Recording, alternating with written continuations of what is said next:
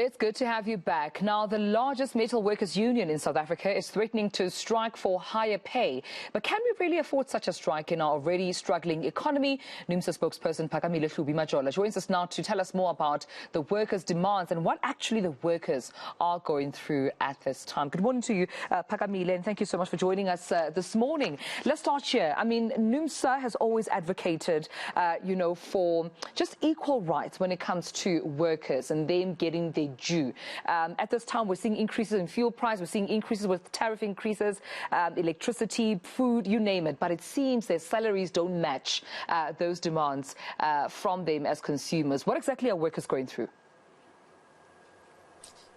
Good morning and good morning to your viewers, and thank you so much for having me on your show. Well, it's very, very difficult times for workers, especially those in the engineering sector. They are also going through the same kind of challenges that we're going through. They're struggling to make ends meet. The cost of living has gone up. It has skyrocketed in the last year. The cost of a basket of food, for example, is over 4,000 Rand.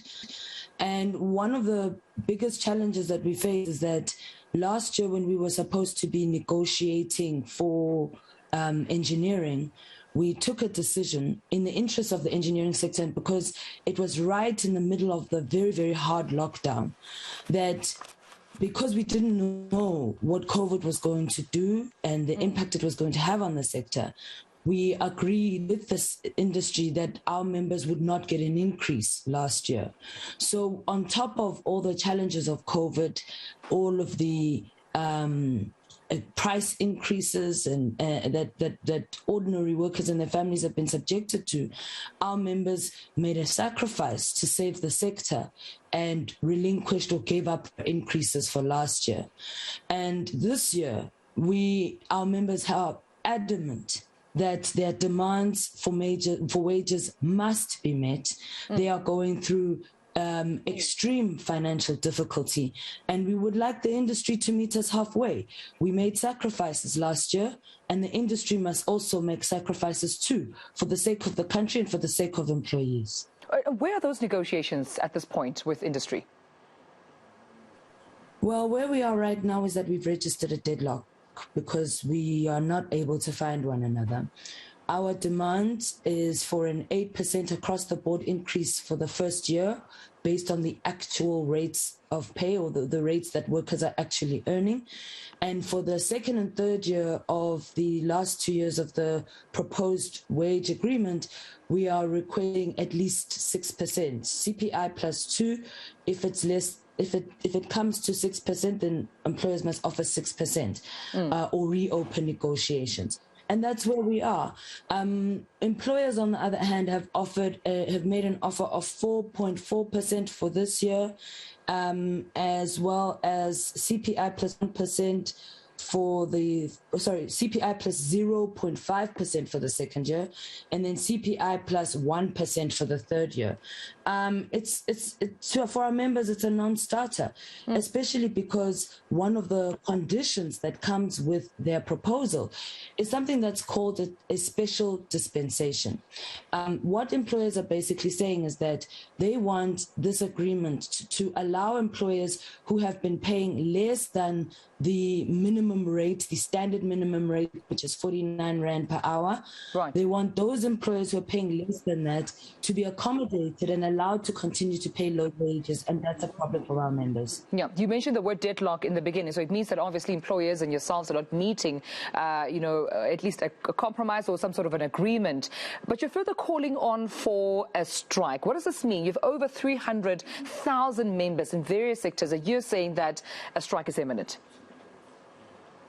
It is imminent. If we're not able to find one another, we are willing to negotiate. We've said to employers that even let's find each other on the various permutations of the demands.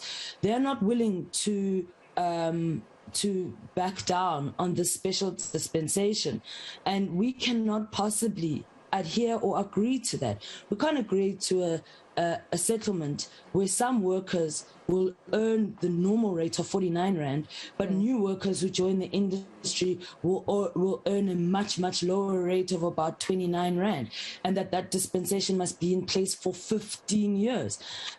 We're saying that if employers can't afford, there is such a thing called exemptions. It exists in all sectors. In engineering, they simply have to apply to the MEIBC and show their books, and they'll be exempted from imposing a rate or an increase that they can't afford. But we will not, as Numsa, agree to a blanket dispensation where companies who are not willing to show their books and justify why they should pay lower rates should just be simply allowed to pay less than what workers have fought hard for.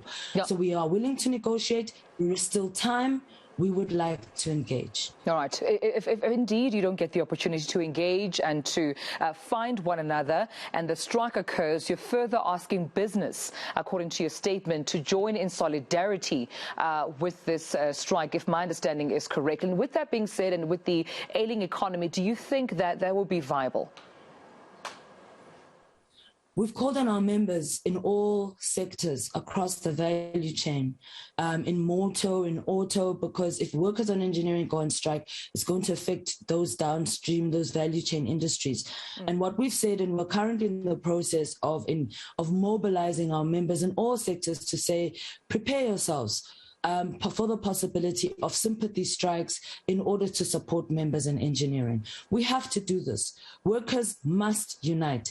We have been subject to a vicious attack by this government refusal to honor the public sector bargaining council wages, thus sending a message to everyone in the private sector not to bargain in good faith.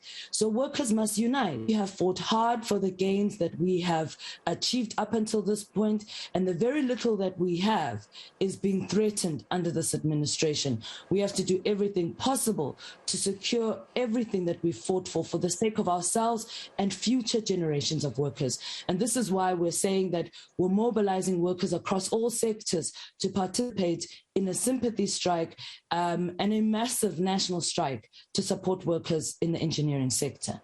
Phakamile, Hlubi-Majola, always a pleasure talking to you. Thank you so much for your time this morning. That's the Numsa spokesperson, quite very much adamant that it's time for workers to unite across industry, just showing solidarity to ensure that they get what's due to them in terms of just equal pay, higher pay.